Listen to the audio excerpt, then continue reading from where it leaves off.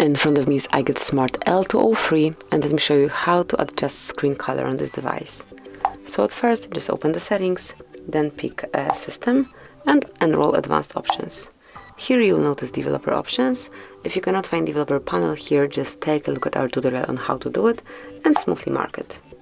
And now scroll down.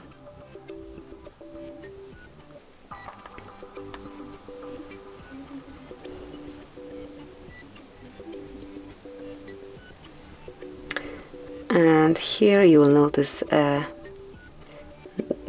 not this one, it should be Simulate Color Space right here. So just click on Simulate Color Space and you can pick particular option of display. So for example, if you want to have black and white display, just pick on monochrome, and as you can see now it is black and white.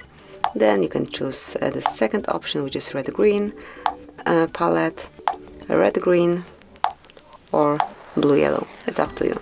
Then if you'd like to go back to default setup, just tap on disabled. And this is it. This is how you can change color space, how you can adjust color screen. Thank you for watching. Please subscribe our channel and leave the thumbs up.